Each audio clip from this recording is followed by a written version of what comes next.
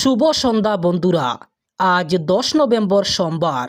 আজকের সন্ধ্যার বিশেষ বিশেষ খবরগুলি হলো: রাজ্যের গোয়ালপাড়ায় 1143 বিঘা জমিতে প্রশাসন উচ্ছেদ অভিযান শুরু করেছে। গোয়ালপাড়ার এই উচ্ছেদ অভিযানে ভেঙে ফেলা হয়েছে 50 বছর পুরনো মসজিদ। গতকাল রবিবার বুলডোজার লাগিয়ে ওই মসজিদ ভেঙে ফেলা হয়। ঐতিহ্যবাহী 50 বছর পুরনো ওই মসজিদ ভেঙে ফেলার কারণে কান্নায় ভেঙে পড়েন ওই এলাকার মুসলমান মানুষ।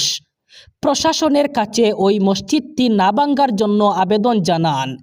প্রশাসন তাদের কথা না শুনে ওই 50 বছর পুরনো ঐতিহ্যবাহী মসজিদে বুলডোজার লাগিয়ে ভেঙে চুরমার করে দেয়। হাইলাকান্দি লালার আবদুল্লাপুর ফাঁড়ির অধীন মোহাম্মদপুর প্রথম খণ্ড গ্রামে রবিবার দুপুরে বিবাদমান একটি বাড়ির সুপারি গাছের সুপারি পাড়াকে কেন্দ্র করে দুই গোষ্ঠীর সংঘর্ষে রীতিমতো উত্তপ্ত হয়ে উঠেছে মোহাম্মদপুর গ্রাম।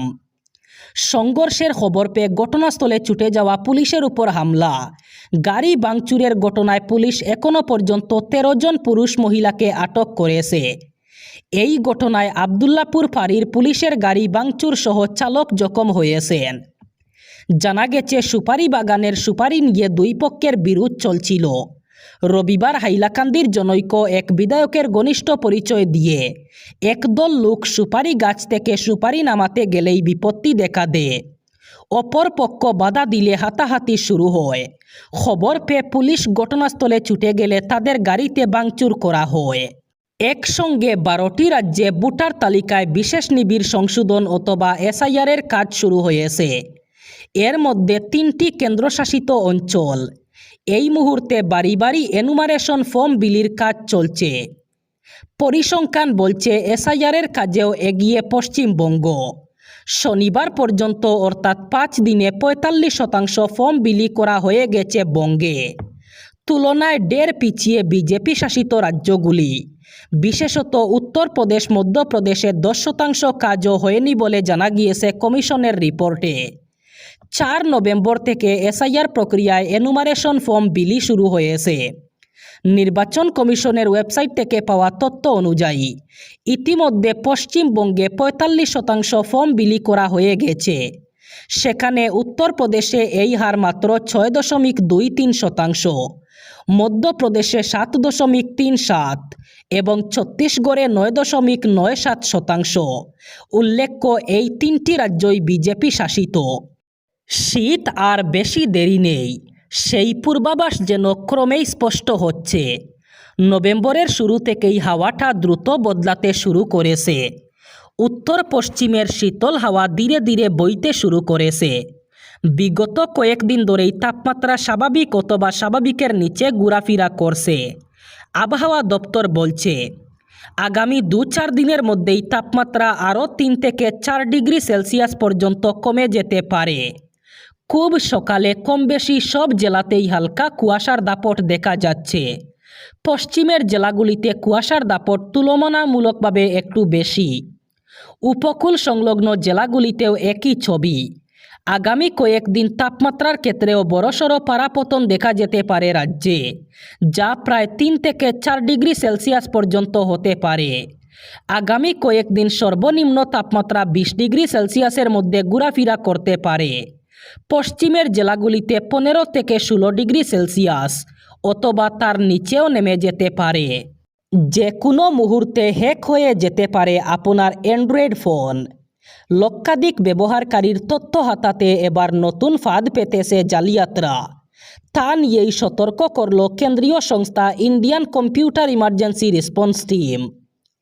এই কেন্দ্রীয় সংস্থার দাবি, অ্যান্ড্রয়েড অপারেটিং সিস্টেম দ্বারা চালিত বেশিরভাগ স্মার্টফোনের ইন্টারফেসের দুর্বলতার কারণে হ্যাক হয়ে যেতে পারে বহু ব্যবহারকারীর ব্যক্তিগত তথ্য। অ্যান্ড্রয়েডের ক্ষেত্রে বেশ কয়েকটি ভুল উল্লেখ করে সতর্কতা জারি করেছে কেন্দ্রের এই সাইবার নিরাপত্তা সংস্থা। প্রতারণার হাত থেকে বাঁচতে হলে অ্যান্ড্রয়েড ফোন ব্যবহারকারীদের সতর্ক থাকতে হবে। অ্যান্ড্রয়েড স্মার্টফোন ব্যবহার করেন এমন লক্ষ লক্ষ ব্যবহারকারীদের উদ্দেশ্যে সতর্কতামূলক বার্তা দেওয়ার পাশাপাশি বিশেষ উপদেশ দিয়েছে কেন্দ্রীয় সাইবার নিরাপত্তা সংস্থাটি। তাদের তরফে একটি উপদেশনামা জারি করে বলা হয়েছে, গুগল অ্যান্ড্রয়েড অপারেটিং সিস্টেমে বেশ কিছু দুর্বলতা পাওয়া গেছে। সেই দুর্বলতার কারণেই ফকর দেখে সাইবার প্রতারণার হানা দেয় ব্যবহারকারীদের স্মার্টফোন ট্যাবলেটে। সেই অ্যান্ড্রয়েড ডিভাইস থেকেই যাবতীয় প্রয়োজনীয় তথ্য চুরি করে নেয় তারা। প্রথমে দিল্লি, তারপর মুম্বাই, কলকাতা, একে একে জয়পুর, লখনউ, বারাণসী, দেশের বিভিন্ন প্রান্তে একের পর এক এয়ারপোর্টে বিমান পরিবহনের প্রযুক্তি পরিচালনায় বিপর্যয়। দিল্লিতে 800-র বেশি ফ্লাইট হয় ঘন্টার পর ঘন্টা আটকে রইল অথবা বাতিল করে দেওয়া হলো। কলকাতায় এই সংখ্যা 11। দিল্লি বিমানবন্দর নিয়ে এয়ারপোর্ট অথরিটি অফ ইন্ডিয়া যখন দিশাহারা, তখনই দুপুরের মধ্যে খবর আসে মুম্বাই এবং কলকাতাতেও একই অবস্থা। ক্রমেই জয়পুর, বারাণসী, লখনউ বিমান পরিচালনার মেরুদণ্ড এয়ার ট্রাফিক কন্ট্রোল সিস্টেমেই ধাক্কা। অটোমেশন সফটওয়্যার আচমকা ওভারলোড হওয়ার পরই সন্দেহ করা হচ্ছে এটি ম্যালওয়্যার আক্রমণ। সফটওয়্যার চালিত আধুনিক প্রযুক্তির মাধ্যমে যে বিমান পরিবহনের তাবৎ সিস্টেম পরিচালিত হয়, সেই প্রধান ব্যবস্থায় দোষ নেমেছে। তাহলে কি এটা সাইবার অ্যাটাক? যে আশঙ্কা ছিল অনেক দিন ধরেই।